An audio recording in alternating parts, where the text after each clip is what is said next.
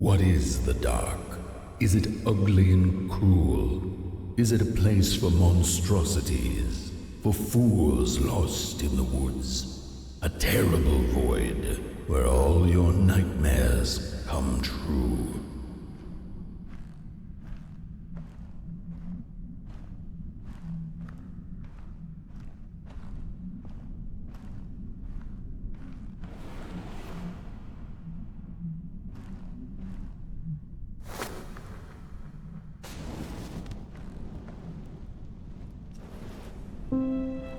The dark could be a friend, perhaps a space where we might find each other, all of us equal under its cloak.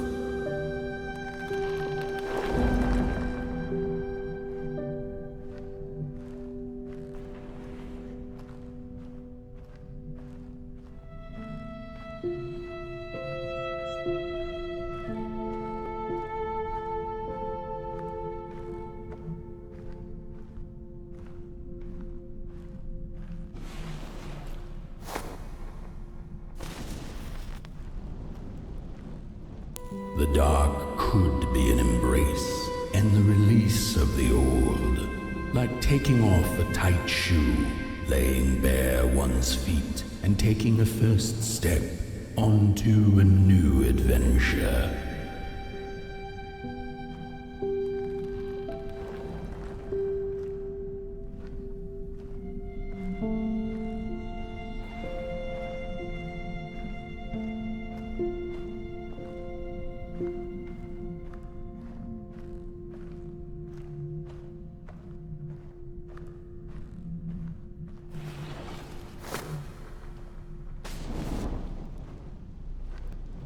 The dark could be a moment of clarity and calm, a break through icy clouds and the shameful stories we tell ourselves that fetter us to the clay and mud.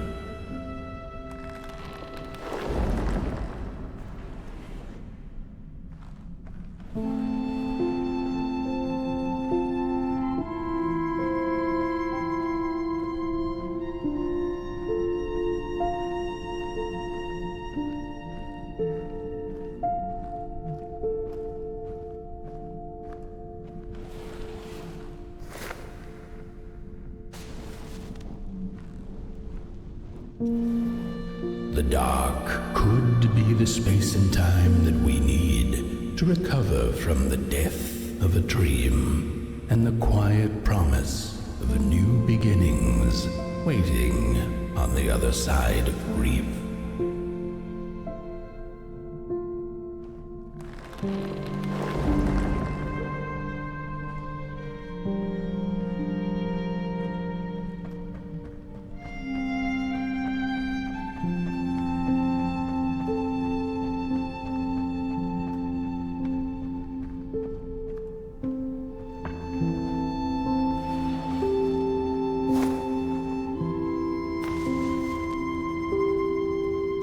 In the end, the dark remains a mystery, its secrets locked away behind the stars.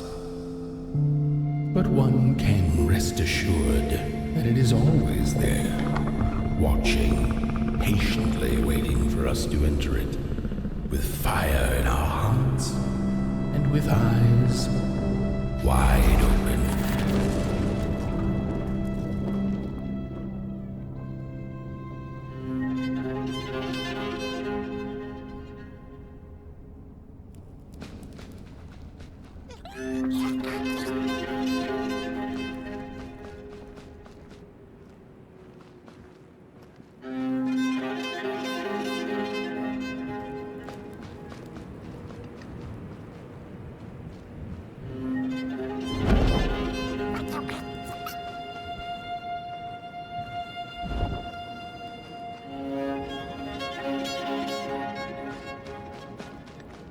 You've arrived. Hark! Your fire is dying, but the last embers will light the final fireplace and send your pot boy home. Can you do what you must? Naturally, you must. It is destined, and you will be loved and forgotten.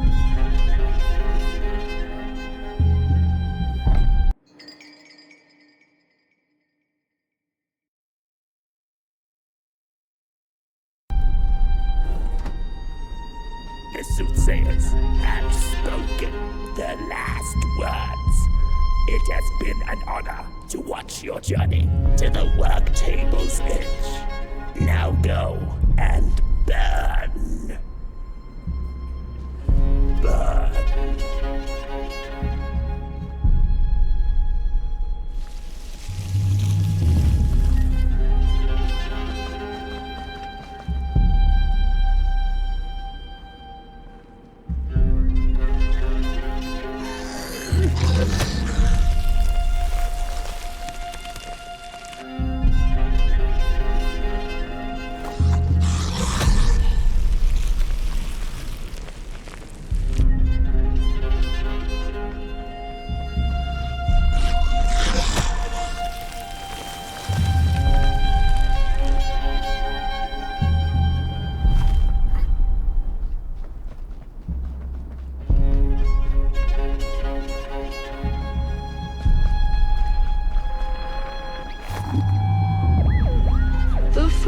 Two-legged beings did prosper under the first sun, but it didn't matter how much they bathed in its light. They craved more. They sought to cage the sun, harness its power, and make it theirs. But the makers in their foresight had put the sun far, far away, so far that no creature could reach it.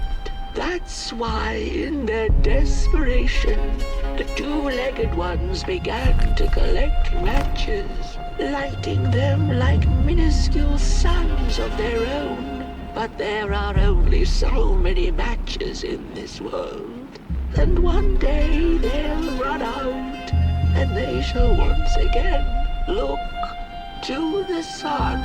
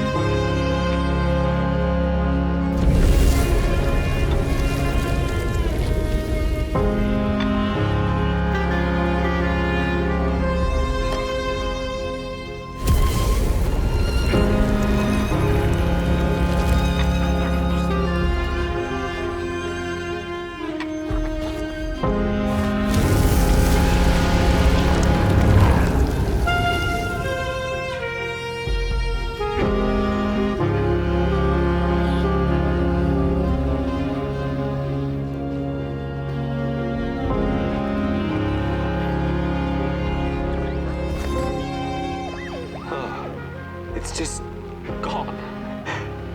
I had this wretched gut feeling like something was up, like something was on the way, a danger I never could have guessed. I figured that's just how I always feel, and my worries seldom come true.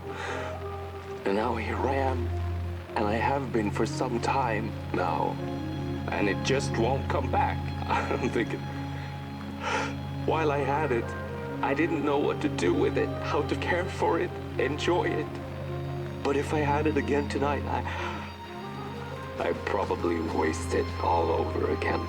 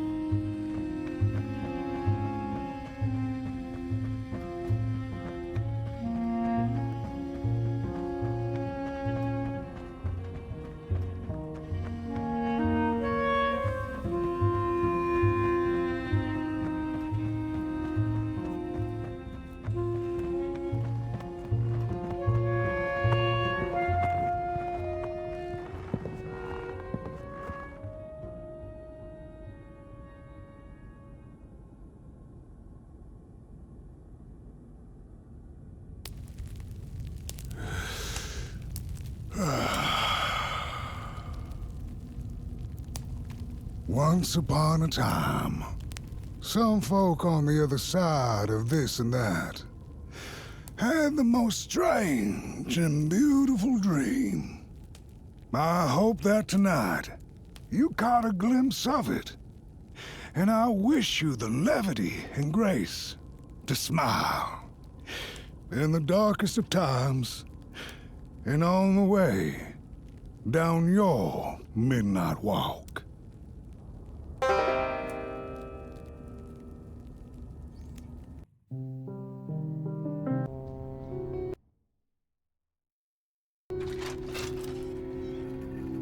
She came back one day from a long while of rock-picking under the gnarly trees. Usually the Merkel had been fond of fall and the refreshing cool of winter, but this time it had been much too long for her taste. Even the sun seemed tired, and she had all the rocks she needed, so she decided to treat herself to a long nap.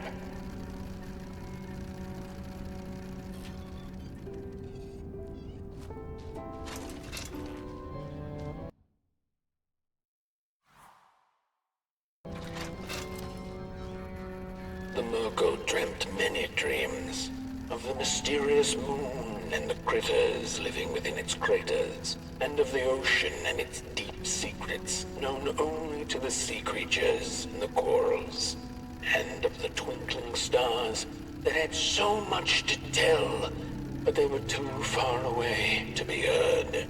All of it intertwined in a colorful tapestry.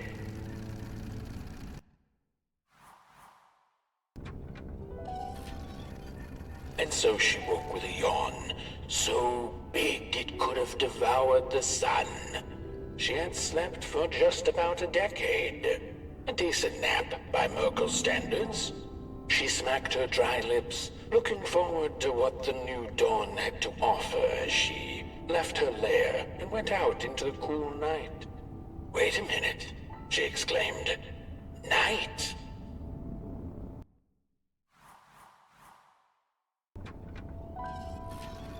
Where was the sun? Where its warm rays should have been there was only the vast night sky, not a star on its face. Well, the Merkel mumbled softly to herself, winter was late, so now the sun must be late too. Proud over her sound logic, she went back to her lair to take a complimentary nap.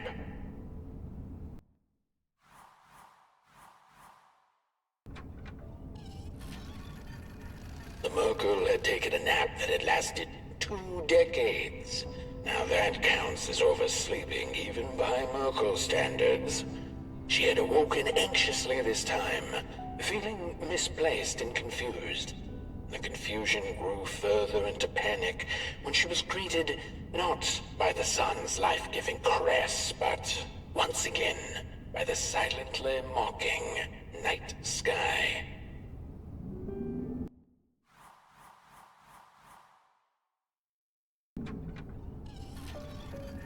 There was one star out that night, and it glowed a cold red. Who took the sun away? The Merkel asked it. But it was too distant, so she could not hear its reply if it had one. The Merkel had never felt so empty and alone. Lost in quiet despair, she managed to open up to the winds and followed their gentle push south down the midnight walk and to the Darklands.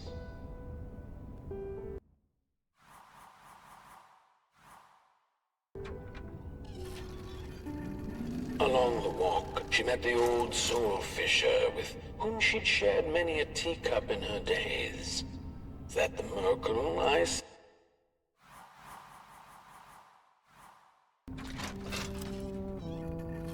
Along the walk, she met the old soul fisher with whom she'd shared many a teacup in her days. Is that the Merkel I see? Another decade, another teacup, eh? He chuckled, but the Merkel sure wasn't in the mood to discuss teacups. Who took the sun away, soul fisher? Surely it wasn't caught by your hook? After pondering for a good minute, the Soulfisher answered, well, there have been whispers among the fish and corals about a loathsome, hungry Mulgrim roaming the swamps. Perhaps it knows. By the time the Soulfisher looked up from under his big hat, the Merkle had already continued down the road.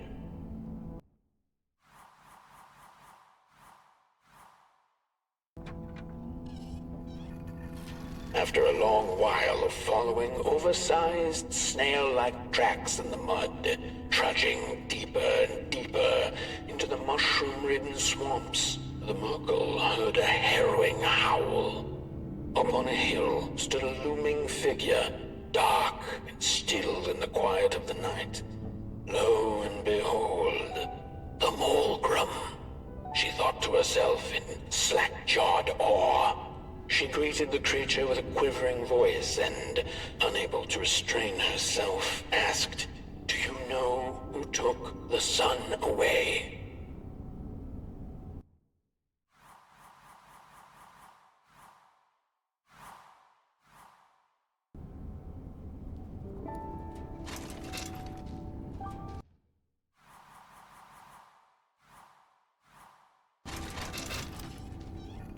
Talking to monsters had never been any Merkle's forte, but this meeting proved spectacularly disastrous.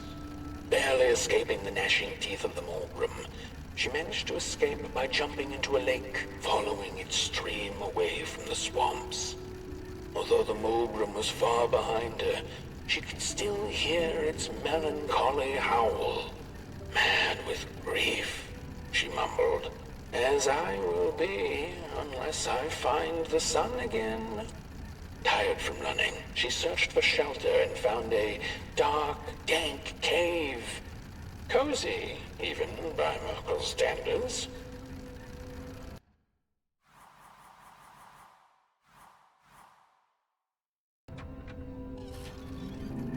The wind blew cold in the cave.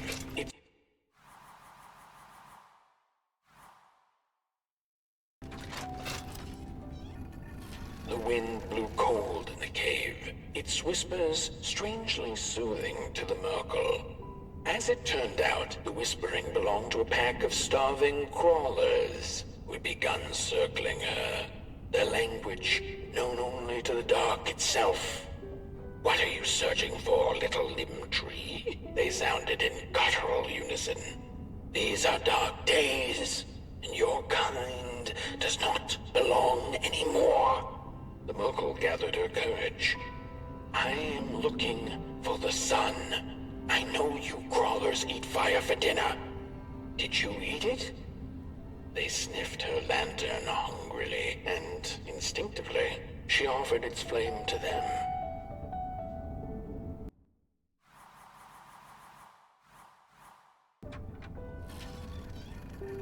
The crawlers cackled like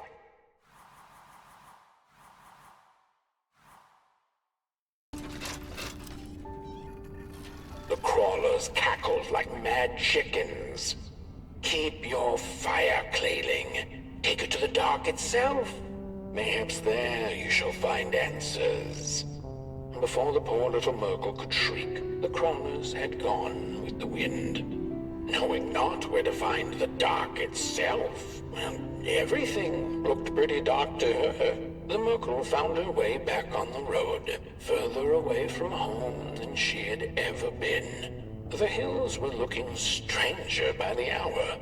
The rocks upon them seemed to move.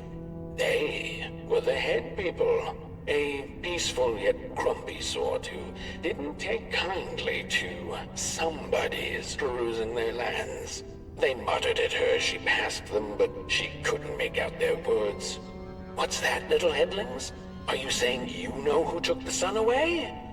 But the heads only grunted and rolled away, back to the safety of their huts.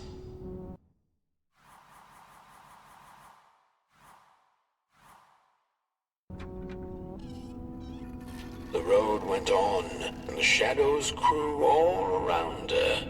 Was this the dark itself? Not sure whether she was alone, she asked out loud, "Does anyone out here know who took the sun away?" By the side of the road lay 3 peculiar faceless and person-sized dolls wrapped in muddy bandages. A stone's throw away lay some strange masks. The Merkle followed her instincts and put the masks back on. And the dolls did come to life. They began to dance a haunting dance around her, and before she knew it, she was dancing too. When it was all over, their masks fell off and they went back to lifelessness. The Merkle silently thanked the dolls for the dance and went on her way, deeper into absolute darkness.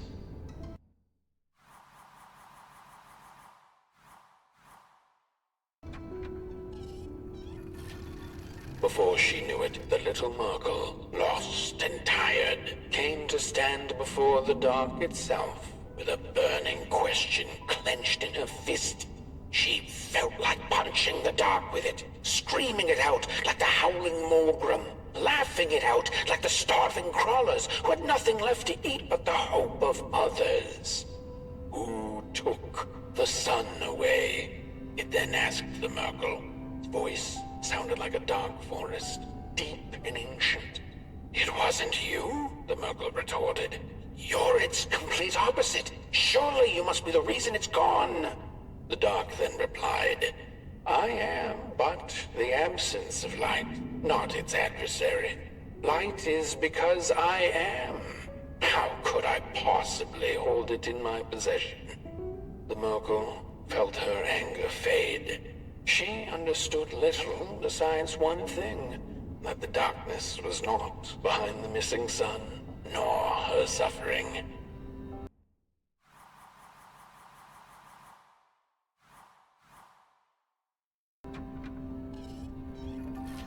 Had her journey been for naught? Would she ever feel the rays of the sun again? Bask in their glory, pick rocks on a cloudy summer's day? The Merkle was alone in her questions, but then again she wasn't. The dark held her in a blanket of nothingness that was cold and warm at the same time. "So," she sniffed, "what do I do now?" To which the dark itself replied, "You don't have to do anything." She took an hour's nap then and there, the blink of an eye by Merkle standards, and then she began the journey back home, which seemed much shorter now than it had before.